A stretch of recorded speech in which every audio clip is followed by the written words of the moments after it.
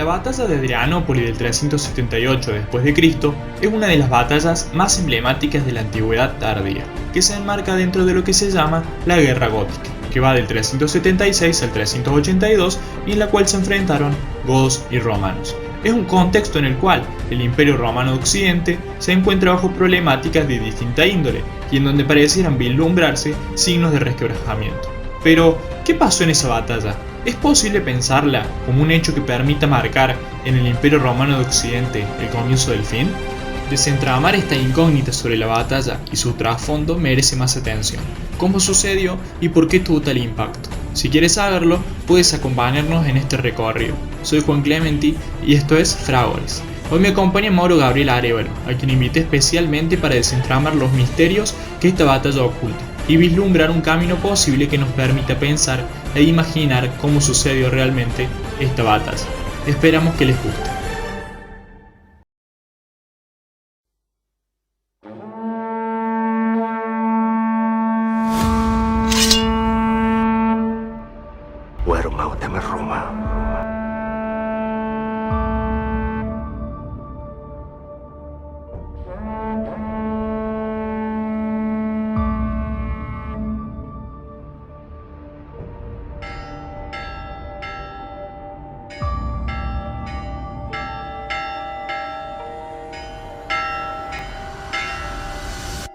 Nichts besteht für immer. El 9 de agosto del año 378 de nuestra era, tuvo lugar en Adrianópolis, actual Edirne, en la Turquía europea, una sangrienta batalla en la que los godos masacraron al ejército romano y mataron a su emperador, Valente. No era la primera vez que un emperador romano moría luchando contra los bárbaros. En el pasado, en el año 251, el emperador Decio y su hijo también cayeron en combate frente a los godos en la batalla de Abrito, actual Bulgaria, pero en aquella ocasión el ejército romano se había dejado llevar a un terreno pantanoso que le era desfavorable. En Adrianópolis, la derrota se produjo a campo abierto, provocando que esto supusiera el establecimiento definitivo de los bárbaros con sus familias dentro de las fronteras del imperio. Los sucesos no son conocidos gracias al relato de Amiano Marcelino, un historiador romano de origen griego. ¿Cómo llegamos al momento en donde el Imperio Romano de Occidente pierde esta batalla feroz y muere su emperador Valente? Nos situemos años atrás, cuando comienza su reinado. Durante el año 364, Valente era coemperador de Oriente durante el reinado en Occidente de su hermano Valentiniano I, a pedido de este último debido a la magnitud del territorio. Apenas se hace con su reinado, Valente no tuvo un camino fácil. Un ejemplo claro de esto es el levantamiento de Procopio, quien fuera usurpador del cargo imperial en Constantinopla, a quien Valente tuvo que detener rápidamente en el 366 y parar tal descalabro. También vemos el avance de los persas sasánidas, a quienes debía frenar en las fronteras del imperio en Armenia. Y previo a ello, tuvo que solucionar problemas más urgentes, como una rebelión en la Cilicia Oriental y las continuas correrías de tribus árabes en el levante mediterráneo.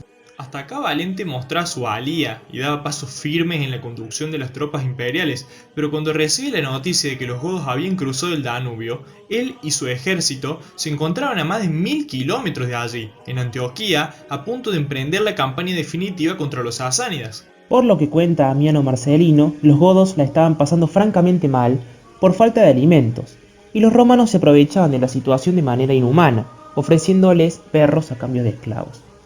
Todavía no se trataba de una batalla, por lo que Valente no debía alarmarse, pero sí ocuparse. Así es, una parte de los godos estaba huyendo de los hunos bajo el mando de Fritigerno, rey godo, y buscaban refugio bajo el cobijo de los romanos. Amiano Marcelino observaba que la muchedumbre era demasiado numerosa, por lo que algunos historiadores actuales estiman que eran unos 200.000 aproximadamente. Valente ordenó que se permitiera su entrada debido a que Fritigerno y Alavivo, jefe godo que acompañaba a Fritigerno, ya habían sido convertidos al cristianismo arriano. Por lo tanto, desde el punto de vista romano, demostraban así su voluntad de integración.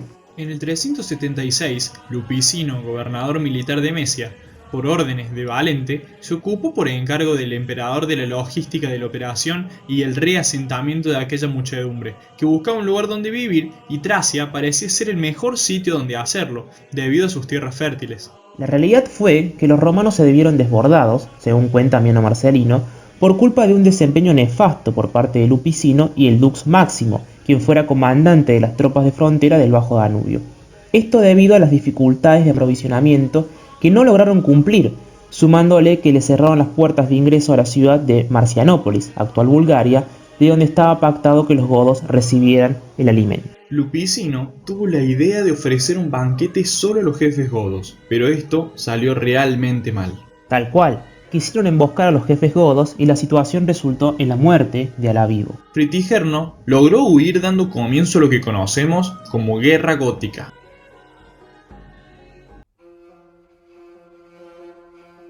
Los godos comenzaron a organizarse y habían conseguido aliados que se les sumasen y que ocupasen cargos dentro del imperio, como lo son Suerido y Colias, nobles godos que, junto con su pueblo, habían sido acogidos con anterioridad dentro del imperio y eran los encargados de proteger el cuartel de invierno situado en Adrianópolis. Ahora bien, ¿qué hizo Valente frente a esta situación si estaba por luchar contra los persas? El emperador Valente se apresuró a concertar la paz con los persas para concentrarse en acabar con la revuelta goda. Valente comenzó a moverse. Fritigerno, por su parte, logró arrastrar consigo a los tervingios y luego a los greutungus. Los romanos tenían enfrente a un poderoso ejército gótico bajo el mando de Fritigerno. Luego, los godos se dispersaron por toda la región de Tracia, desde los montes Ródope hasta el mar. Esto dio lugar a que en el verano del 378, finalmente, Valente, con el grueso del ejército, se pusiera en marcha desde Antioquía hacia Constantinopla. Allí, el emperador se vio sorprendido por una revuelta popular, pues los habitantes de la capital aún recordaban la represión que había seguido a la muerte del usurpador Procopio. Una vez resuelta la revuelta, Valente se estableció en Nice, un enclave militar. En Nice, Valente fue informado de que el grupo de godos que habían saqueado la región adyacente a los montes Ródope, cargados con un rico botín, se desplazaban hacia Adrianópolis. Adelantándose a los acontecimientos, Sebastiano, general romano, con 300 soldados escogidos entre las tropas de caballería, se dirigió rápidamente hacia Adrianópolis para hostigar al enemigo. Esto obligó a los godos de Fritigerno, que había concentrado sus fuerzas cerca de Cabide, a abandonar la zona para evitar las emboscadas en regiones llanas. Por lo que Valente se movió hacia Melantias, actual Silivri, en Turquía, y reemprendió la marcha con todas las tropas a su disposición. Al mismo tiempo, desde Occidente, Graciano, su sobrino, también se había puesto en marcha con sus tropas para apoyar a su tío, pero después de abandonar Sirmio, la actual Mitrovica en Serbia, fue retenido por un inesperado ataque de un grupo de alanos, lo que retrasaría su llegada. Los observadores informaron a Valente que los godos no eran más de 10.000, ante lo cual el emperador determinó tomar la iniciativa sin esperar la llegada de Graciano. Así fue como, en formación cuadrada para evitar ataques sorpresa, Valente llegó a los suburbios de Adrianópolis, donde reforzó las defensas con una empalizada y un foso. Acto seguido, reunió un consejo y deliberó acerca de lo que convenía hacerse. Mientras algunos, como Sebastiano, le animaban a realizar un rápido ataque, otros, como Víctor, comandante de la caballería de origen sármata, creían que era más prudente esperar al ejército de Graciano.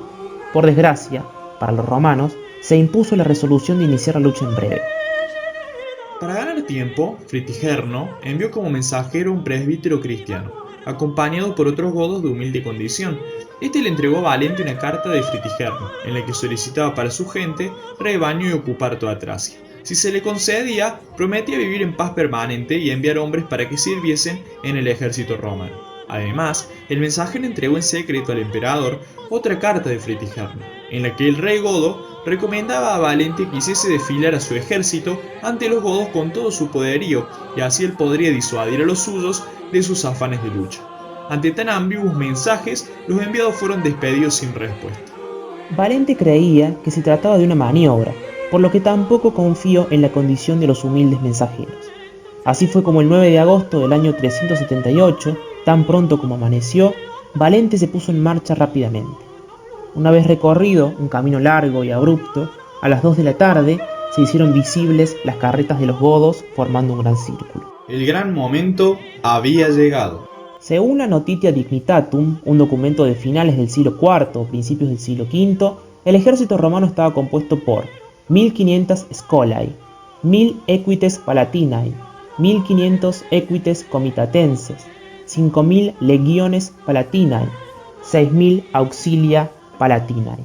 Estaríamos frente a un ejército de 15.000 hombres, aunque es probable que la Notitia Dignitatum dejara afuera muchos más, como la caballería sarracena, que atacó a los godos al pie de Constantinopla después de la batalla, o las tropas ligeras dirigidas por el íbero Bacurio, mencionadas por Amiano Marcelino al principio de la batalla, por lo que tal vez las fuerzas romanas alcanzaran los 20 o 25.000 efectivos. Por el otro lado, los godos tervingios contarían con unos 1000 jinetes, la guardia de Fritigerno, más los desertores godos del ejército romano, otros 1000 jinetes. En cuanto a su infantería, podría estar formada por 6000 u 8000 guerreros, además de un millar de arqueros. En cuanto a los godos greutungos, estos podrían ser entre 3000 y 4000 guerreros de infantería, más 1000 arqueros, a los que cabría añadir la caballería alana, entre 2000 o 2500 hombres, y un escuadrón de unos, tal vez 500, lo que hace un total de 19.000 hombres.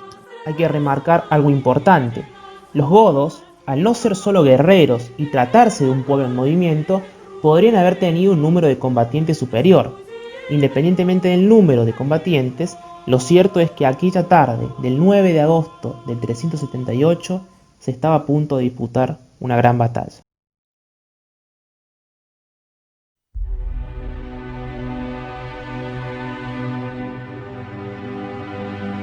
¿Y cómo es que se dio inicio a esta gran batalla? De una forma bastante particular, los generales romanos dispusieron las líneas del ejército de tal manera que la caballería aparecía adelantada por la derecha, mientras que la mayor parte de la infantería permanecía atrasada.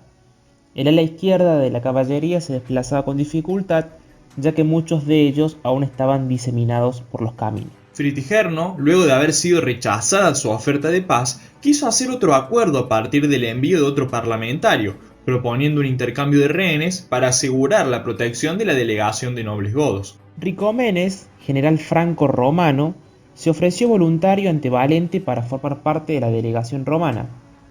Cuando se dirigía al campamento enemigo, los arqueros y la infantería ligera romana, encabezados por Bacurio de Iberia y por Casio, se adelantaron llevados por su ansia de lucha y trabaron combate con la avanzadilla goda. Este avance salió muy mal y tuvieron que replegarse, por lo que fracasó aquel intento de conciliar rehenes. Algo peor estaba a punto de pasar, y es que regresaba la caballería goda, dirigida por Alateo y Safrax, junto con otras tropas de los alanos, matando a cualquiera que estuviera a su paso. La batalla estaba comenzando y de la peor manera para los romanos. Los godos salieron de su campamento en carros dispuestos a enfrentarse a los romanos en combate abierto. Juraban según su costumbre, alababan a grandes voces a sus ancestros e intentaban alcanzar una zona elevada desde donde lanzarse con más fuerza sobre el enemigo. Los romanos también lanzaron su grito guerrero, que se iba elevando paulatinamente como el vozarrón de los elefantes. Apenas comenzó, se hirieron mutuamente por el lanzamiento de proyectiles y lanzas desde una corta distancia. Las dos formaciones llegaron frente a frente y los romanos, unidos sus escudos en formación de tortuga, permanecían unos junto a otros. Amiano Marcelino nos describe la escena no sin cierta grandeza poética, comparando las líneas que chocaban entre sí con las proas de las naves de guerra y sus avances alternativos con los vaivenes de las olas.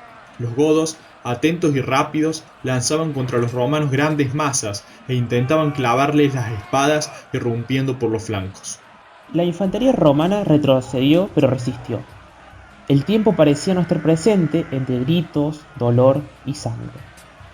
La caballería del flanco izquierdo romano llegó hasta las carretas godas y hubiera avanzado más de contar con los apoyos suficientes, pero al ser abandonados por el resto, se vieron acosados por los godos y acabaron siendo aniquilados como si les hubiese caído encima una empalizada. Los campos quedaron cubiertos de cadáveres y resonaban por todas partes los gemidos de los que morían o de los que habían recibido terribles heridas. El suelo se había vuelto muy resbaladizo debido a los arroyos de sangre. Había cadáveres por doquier y en plena batalla comenzaron a pisar los cuerpos sin preocupación alguna. Los dos bandos se enfrentaron con tanta fuerza que algunos llegaron a morir por las armas de sus propios compañeros. Los romanos, con la cara al sol de la tarde, se sentían exhaustos por el hambre, la sed y el peso de las armas. Sus líneas empezaron a ceder ante el empuje de los godos, y cada uno empezó a huir por donde podía en total desorden. La batalla estaba perdida para los romanos. Víctor, Saturnino, general de la caballería, y Ricomenes huyeron abandonando la batalla. Los godos emprendieron la persecución de los romanos, quienes cayeron sin saber siquiera quién les golpeaba. De hecho, la huida se veía dificultada por el gran número de muertos, y a esto se unía también montones de caballos heridos. La oscuridad de una noche sin luna terminó por aumentar el desastre. Lo peor estaba pasando, y de Valente nada se sabía. Una hipótesis es que en los primeros momentos de oscuridad el emperador cayó herido de muerte y su cuerpo no fue hallado. Otros dicen que Valente no murió enseguida, sino que fue conducido con unos pocos pretorianos y sus asistentes personales a una cabaña. Y allí, mientras era atendido, fue rodeado por los enemigos que, ignorando la presencia del emperador, prendieron fuego al edificio. Sebastiano, al quien nombramos previamente, cayó en batalla junto a otros funcionarios y tribunos de palacio. El resultado final fue que los godos derrotaron a los romanos tras una batalla muy dura y sangrienta.